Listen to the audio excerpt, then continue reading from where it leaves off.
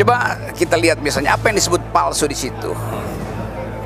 Barang itu disebut palsu kalau dibandingkan dengan yang asli. Apanya yang mesti dibandingkan? Ijazah itu res, thing, barang, benda itu. Kan bisa diuji kertas yang ada di Pak Jokowi sama nggak dengan kertas orang lain pada tahun yang sama. Kan ijazah ada kertasnya sendiri kan. Tes karbon gitu Pak Ati. Oh ya apa ya, pokoknya kimia dari kertas itu mesti Bisa, diuji. ya, ada usianya. Yes, jadi tulisannya bisa diuji. dites. Jadi kalau soal tanda tangannya asli atau palsu ya gampang aja itu.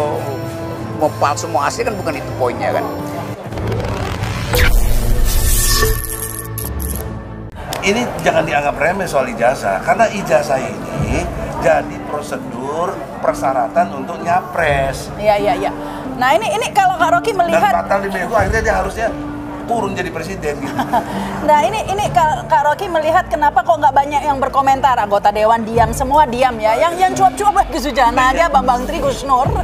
Saya cuma ikut saya gak jauh-jauh, cuma nyarin aja lah, ikut karena kepo saja ya. Nah ini kalau menurut Kak Rocky, mengapa ini kok seperti orang, apa karena dianggap tidak penting, ataukah takut? Ya nggak ada maknanya sebetulnya. Karena gini nih, apa pentingnya ijazah itu tuh? Dia jadi penting karena ada tuntutan persyaratan administrasi tadi. Kan itu soalnya kan cuma itu tuh. Kalau bilang ijazah itu membuktikan pikiran orang itu enggak, itu ngaco tuh kan. Banyak orang punya ijazah tapi dia nggak terlihat bahwa dia pernah berpikir tuh. Sering saya katakan bahwa ijazah itu tanda orang pernah sekolah, bukan tanda pernah berpikir itu. Coba kita lihat misalnya apa yang disebut palsu di situ. Barang itu disebut palsu kalau dibandingkan dengan yang asli. Apanya yang mesti dibandingkan? Ijazah itu res, thing, barang, benda itu. Kan bisa diuji kertas yang ada di Pak Jokowi sama nggak dengan kertas orang lain pada tahun yang sama.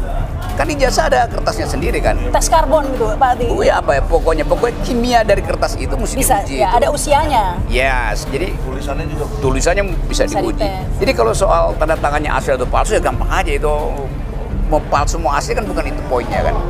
Tapi usia kertas nggak bisa ditipu ya Bang? Ya saya contoh misalnya, saya berkali-kali dijadikan peneliti untuk disertasi palsu. Orangnya udah lulus, ijazahnya udah tanda tanganin, asli ijazahnya, tapi disertanya palsu. Disertasi kan biasanya ada disertasi, ya dijiplak dari Amerika sana, terus dia terjemahan dengan grammar Inggris yang terbalik tuh, langsung kita tahu ini pasti salah, ini pasti cuplikan kan.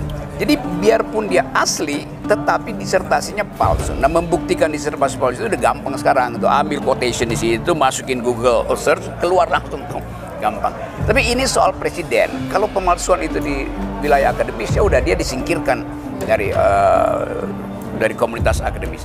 Tapi kalau di presiden, ini menyangkut catatan sejarah tuh, bahwa ada presiden yang tidak bisa membuktikan ijazahnya sempurna. Siapa kita tuntut duluan? Ya bongkar file awal, kenapa KPU terima tuh kan? Berarti KPU tidak teliti dalam soal itu, sehingga belakangan ada orang yang mempersoalkan. Karena dia dipersoalkan, yang mesti dibuka tuh. Kan gampang Pak Jokowi bilang nih, bagian gue, ini kertas temen gue nih. Sama-sama dia lulus, gue lulus tuh. Tapi berarti harus ada ijazah aslinya Jokowi ditunjukkan dong? Iya memang itu pentingnya. Tapi ini itulah yang menjadi misteri saat ini, karena nggak ada ijazah aslinya. Itu tanya pada rumput kering yang bakal terbakar, bukan rumput bergoyang tuh. Saya sependapat dengan Kak Rocky ya, bahwa ijazah itu sebenarnya nggak penting, nggak membuktikan orang itu bisa bekerja atau tidak, tapi hanya membuktikan bahwa pernah sekolah. Tapi yang menjadi masalah di sini adalah kebohongannya, kepalsuannya. Jadi kalau memang nggak ada ijazah, ya nggak apa-apa asal memenuhi syarat ya. Misalnya kayak Megawati, ijazahnya SMA kalau nggak salah ya. Iya, nggak ada soal aja. Nggak ada soal ya, nggak harus memalsukan sampai kuliah di mana gitu kan, nggak harus. Tapi yang jadi masalah ini palsunya itu, jadi kejujurannya ini yang dipermasalahkan, begitu Bang Egy? Iya, bukan lebih dari itu. Rocky kan baru jenis kertas, tulisan, stempelnya ada dua, ada SMP 1, ada SMP 6. Begitu juga stempel di mana ini? Di ijazah ini. Nah, dari jaksa hanya menyampaikan legalisir fotokopi. Saya tuntut mana aslinya. Jaksa menjawab, oh, dari polisi nggak dapat kita. Dari polisi nggak dapat, baru saya kembaliin dong P19. Belum nggak cukup bukti. Ini kok dimasukin ke pengadilan? Aduh, bagaimana Bang? Ini nggak bisa ini udah pesanan lah. Jaksa Agung saya tanya ikut-ikutan ya. Iyalah Bang, ini perhatian dari sana. Nah, kayak begitu coba. Mau sidang apaan? Sekarang hakim itu juga begitu. Mau kita benar sekalipun nanti ujungnya pasti dihukum. Seperti Edi Mulyadi dihukum, seperti Gus Nur tahun lalu juga dihukum 10 bulan. Padahal nggak ada kesalahan. Nah, yang paling ironisnya lagi kan sekarang belum terbukti. Saya minta ditangguhkan dong Gus Nur. Kan udah sampai 16 saksi orang, nggak ada yang bisa membuktikan Gus Nur bersalah. Karena tuduhannya kan hoax, berita bohong. Berita bohong adalah yang dibawa oleh Gus Nur, dituduh Jokowi ijazahnya palsu. Maka lawannya harus ada berita benar. Berita benarnya mana? Ijazah asli. Ini nggak sampai-sampai, nggak pernah ada. Maka oleh karena itu dengan kondisi objektif seperti ini tidak bisa dong dinyatakan bersalah. Harusnya ditangguhkan dulu oleh hakim. Tapi hakimnya nampak udah berpihak. Saya secara ilmu hukum udah bukan saya ini nggak ada yang bisa ngalahin gitu lah. Kita ngerti betul persoalan ini. Tapi kita kalah dengan kekuasaan, ya, otoritas yang otoriter yang betul-betul menindas kita. Nah ini sebenarnya ciri-ciri Firaun.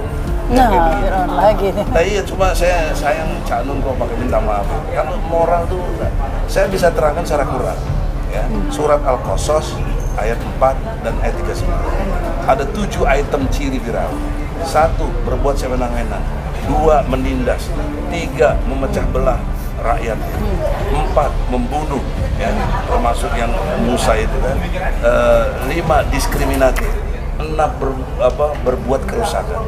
Yang ke-7 di ayat 39-nya, Firaun berserta bala tentaranya berlaku sombong. Nah, Anda lihat aja sekarang kesombongan. Ya, nanti jadi delik lagi, nanti sidangnya kasus lagi nih. Bingung. Saya tidak bilang Jokowi Firaun. Saya bilang indikasi ini ada di Quran. Baik. Disebut inilah cara-cara mimpin Firaun gitu. Terakhir ini closing statement, silakan ini Kak Rocky. Karena kan banyak ya yang dipenjara tanpa ada alasan yang jelas ya. Salah satu bukan calon yang sudah dipenjara ya. Ini Gus Nur dan Bambang Tri. Nah ini kalau komentar ini sekaligus closing statement ini Kak Rocky. 2 hari lalu ada kasus di New York. Ada anggota DPR dari distrik New York yang biasanya dikuasai oleh Demokrat. Sekarang yang menang adalah Republik di situ tuh. Ternyata anggota DPR ini dia bilang dia lulusan 2 universitas di New York tuh. Ternyata dia lulus SMA-nya pun enggak tuh. Dia bilang bahwa dia punya perusahaan, ternyata enggak. Dia bilang dia kena segala macam kebohongan itu. Tapi orang baru percaya setelah jurnalis mulai curiga, ini orang bener nggak nih? Dia udah keburu kepilih di situ. Sekarang lagi dituntut untuk dibatalkan. Dan itu pertanda bahwa kebohongan itu bisa dibikin sangat maksimal hanya untuk dapat kursi kekuasaan atau ambisi, itu intinya. Nah kalau kita bandingkan sekarang dengan kasus Pak Jokowi, diputusin apa tidak? Kalau dia nggak pernah diputuskan, justru orang akan ingat bahwa pernah seorang presiden takut untuk memperlihatkan ijazahnya tuh. Padahal ijazah itu tanda seseorang punya dignity, bahwa ini punya gue, kenapa emang kalian? Jadi justru dengan diambangkan, maka sepanjang sejarah orang akan anggap ya mungkin betul Egy bahwa itu palsu, atau ya mungkin betul Jokowi bahwa nggak perlu diperlihatkan. Tapi antara mungkin dan mungkin, orang curiga kan bahwa nama buruk Jokowi itu akan diingat sebagai orang yang mendua di dalam membuktikan dirinya itu akademisi atau bukan tuh. Padahal sebetulnya bukan akademisi yang tidak dibuktikan. Kenapa Jokowi takut kalau nggak punya ijazah? Tapi karena dia waktu itu persyaratan jadi presiden, maka barang itu harus disodorkan tuh. Jadi sekali lagi akan dicatat bahwa ada keraguan-raguan dari presiden sendiri untuk menunjukkan keaslian ijazahnya. Nah keraguan-raguan itu akan jadi bahan bulian sepanjang sejarah nanti itu. Baik. Sekitar itu lagi yang penting, tahun. Menurut teman-temannya lulus tahun 76. Tapi Sri Adiningsih yang pernah jadi wakil pres lulus tahun 77. Baru masuk ke SMA, gitu. Sri Adiningsih mengaku teman seangkatan. Iya, tahun 77 dia merasa lulusnya dari SMP 1. Nah, temen yang lain bahkan wakil ketua OSIS bilang tahun 76. Nah, perbedaan tahun ini nggak sederhana. Karena kalau dia tahun 76, 77, 78, 79 baru lulus 80, berarti 4 tahun. Berarti itu apa Jokowi pernah nggak naik kelas, kan problem di situ. Kedua, masuknya sampai ke SMA, SMA-nya keluarnya kapan? Kalau keluarnya itu dia tahun 80, maka problem seriusnya Sri Adiningsih ijazahnya tahun 81 untuk masuk ke universitas nih, membuktikannya. Sehingga Jokowi lulus tahun 85 nggak bener, dan fotonya itu foto Hari Mulyono. Semua orang tahu itu.